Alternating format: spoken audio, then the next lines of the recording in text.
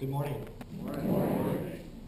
In the gospel today, we heard the Pharisees give Jesus a hard time about working on the Sabbath. People often think that the Pharisees are bad people. In the Bible, there's countless examples of them trying to find Jesus doing wrong. But that is true, but they weren't bad people. They were members of the church who interpreted the rules and the commandments in the scriptures.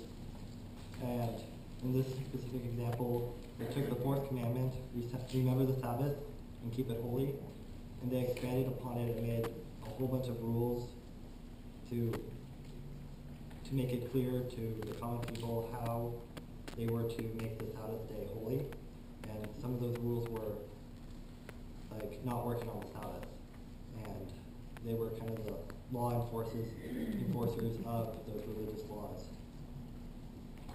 And so Jesus in the story is trying to teach the Pharisees that they may be trying to follow all the rules, but they have missed the meaning. It may be against the law to pick grain to sell on the Sabbath, but man is Lord over all creation, even on the Sabbath, and we must be able to nourish ourselves. Like, we need to, the rule says, like, you can't pick grain, but not at the expense of yourself. People today often miss the meaning of what they are doing.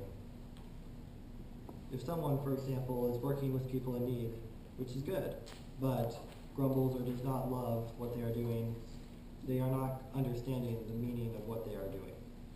They are helping others, but not helping themselves. Jesus cares for us and wants us to be happy. Doing good, but not getting anything out of it does not help anybody. Another problem is doing too much.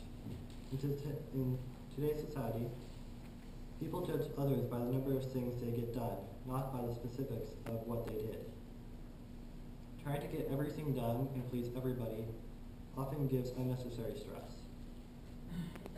Doing good things is good, but not when it leads to unhealthy behavior that makes us unhappy and unable to do the best we can be. I have troubles with doing too much. I have trouble with saying no. That's part of the reason why I'm up here. Just kidding, but seriously, I am always agreeing. If people ask me to do something and I can, I usually will. Don't use that against me. But I'm trying to work on that. It's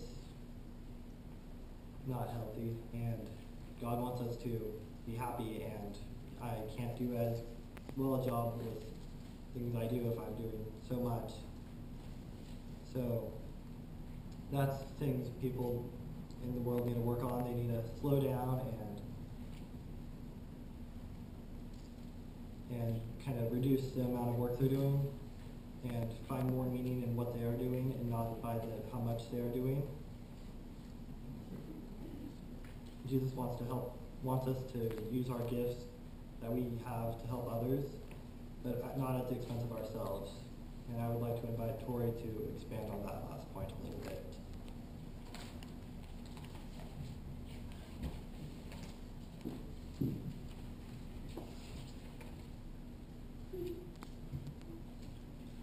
Good morning. So I think we all know that one person who's just so good at something. Oh, so-and-so is so good at singing, or so-and-so is so good at art. Well, maybe we get a little jealous, maybe that's just me, or maybe we're just really impressed. But do you ever stop to wonder where their gifts came from? Is it all training and learning, or do our gifts come from somewhere else, or are they just natural? Well, some believe our gifts come from God, just as was talked about earlier today in the second reading. I believe our gifts are given to us by God, and we call them our natural gifts. Maybe we're really good at art or singing or dealing with people, but whatever they may be, it's up to us to perfect them, even though God gave them to us. Now, I don't think anybody knows better about perfecting our skills than high school seniors. I'm graduating this year, and I spent the last year thinking about what I want to do, where I want to go, when I want to go. And I've known for a long time that I want to be a teacher, but I think a lot of us struggle with what skill we have and how we want to perfect it. It's hard to decide, but eventually it comes down to what you're good at and what you want to do, what will make you happy. And sometimes that's conflicting, but when it's not, we get to start the journey into reflecting or perfecting our God-given gifts, and then go to school and learn how to perfect them and be better at what we do and share our gifts with the world. So to all you high school seniors, good luck on your next step in life, and let your gift shine through to brighten the world.